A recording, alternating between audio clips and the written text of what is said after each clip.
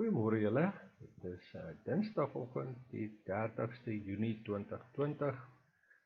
Ons is klaar in die helfte van die jaar, kan ek nie glo nie. Vandag is ons in Genesis 11, en ons lees van vers 1 af. En die hele aarde het dieselfde taal gehad en een en dieselfde woorde. En toe hulle wegtrek na die ooste, vind hulle 'n laagte in die land Sinear, en daar het hulle gaan woon. Daarop sê hulle vir mekaar, kom, laat ons stene vorm en dit goed brand. Hulle gebruik toe die bakstene vir bousteen en die lijmgrond vir klei.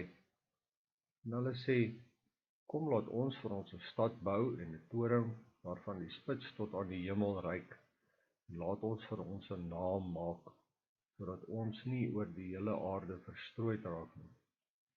Toe daal die Here neer om die stad en die toring te besien waaraan die mensekinders gebou het.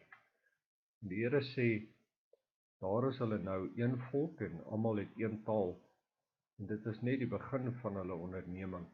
Nou sal niks vir hulle meer onmoontlik wees van wat hulle van plan is om te doen nie. Kom, laat ons neerdaal en hulle taal daar verwar, sodat die een die taal van die ander nie kan verstaan nie. So het die Here hulle dan daarvandaan oor die hele aarde verstrooi en hulle het opgehou om die stad te bou. Daarom het hulle dit Babel genoem, want daar het die Here die taal van die hele aarde verwar. En daarvandaan het die Here hulle oor die hele aarde verstrooi. Dit is dan die stamboom van Sem. Toe Sem 100 jaar oud was, het hy die vader van Arpachsad geword, 2 jaar na die vloed. En Sem het na die geboorte van Arpachsad nog 500 jaar gelewe, en hy het seuns en dogters gehad. Toe Arpachsad 35 jaar oud was, het hy die vader van Selag geword. En Arpachsad het na die geboorte van Selag nog 403 jaar gelewe, en hy het seuns en dogters gehad. Toe Selag 30 jaar oud was, het hy die vader van Heber geword. En Selag het na die geboorte van Heber nog 403 jaar gelewe, en hy het seuns en dogters gehad. Toe Heber 34 jaar oud was, het hy die vader van Peleg geword. En Heber het na die geboorte van Peleg nog 430 jaar gelewe, en hy het seuns en dogters gehad.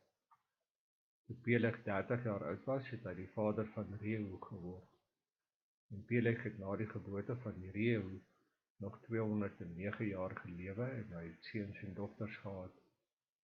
Toe Reu 32 jaar oud was, het hy die vader van Serug geword. En Reu na die geboorte van Serug nog 207 jaar gelewe, en hy het seuns en dogters gehad. Toe Serug 30 jaar oud was, het hy die vader van Nahor geword, en Serug het na die geboorte van Nahor 200 jaar gelewe, en hy het seuns en dogters gehad.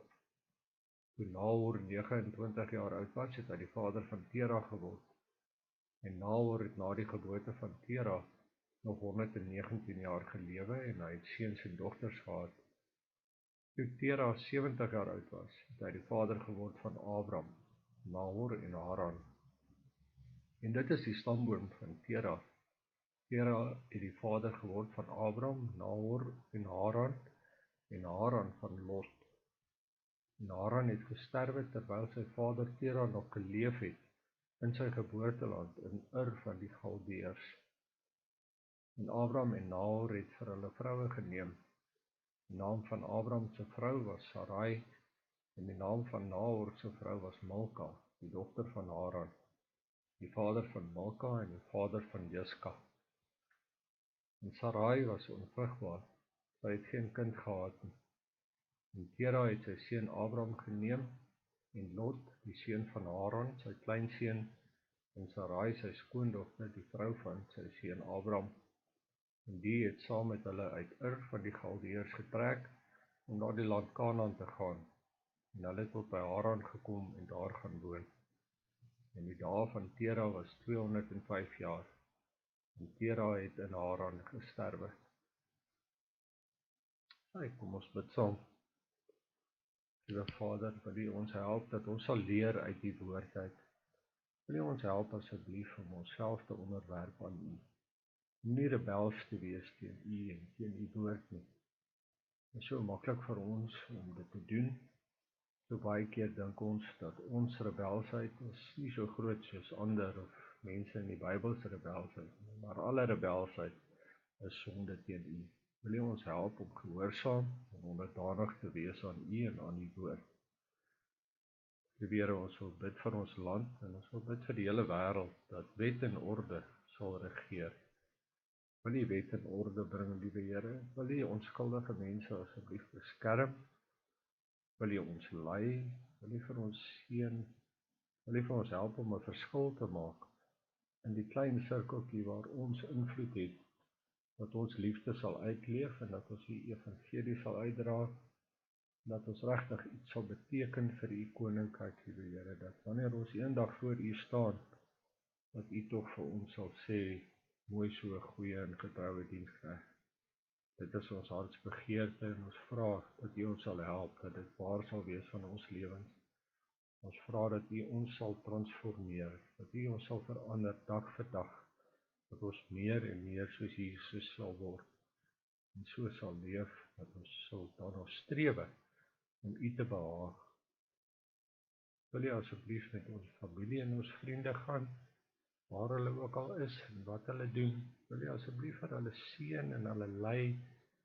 Wil U help dat hulle gesond sal wees. Wil U vir hulle seën met produktiwiteit en met liefde. En veral dat hulle sal werk ook vir U koninkryk, en dat hulle U sal dien en U sal lief hê uit hulle hele hart uit. Dat hulle almal in Christus sal wees, dat hulle gered sal wees. Ons bid vir hulle, liewe Vader, wees asseblief met hulle.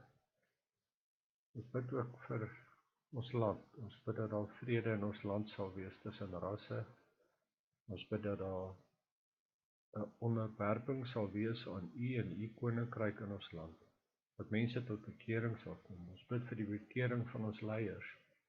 Ons bid vir leiers, liewe Here, wat U eer en U dien. Ons bid ook vir heiligmaking in ons almal se lewens, dat ons verander sal word. Liewe Vader, ons loof en ons prys U heilige naam. Ons aanbid U, want U is 'n goeie God. U is liefde. Ons aanbid U vir die feit dat U ons skepper is. U het alles gemaak. Ons erken dit en ons onderwerp onsself daaraan dat U is die Here. U is ons God. U is die meester van ons lewens. Ons loof U naam. Ons aanbid U, ons dank U vir alles wat U vir ons doen. Alles wat U vir ons doen. So baie dinge in ons lewe aanvaar ons as vanselfsprekend, as dinge wat ons so gewoond aan al is. Dis eers baie keer net wanneer ons dit verloor, dat ons daaraan dink en hoe geseënd ons was. Help ons om ons seëninge te besef terwyl ons dit nog het. En ons prys U en ons dank U daarvoor.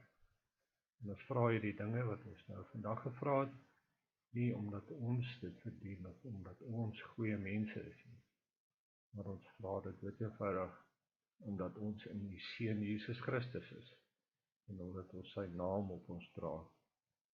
Amen. Here, mense, ek hoop julle het 'n lekker dag vandag. Ek hoop dat julle regtig geseën sal wees in hierdie dag. Dink aan die Here, dink aan wat hy vir ons gedoen het. Dink aan julle liefde vir hom en dien hom vandag. Vra dit vir julle. Geniet julle dag. Lekker dag. Selfs ons môre weer. Totsiens.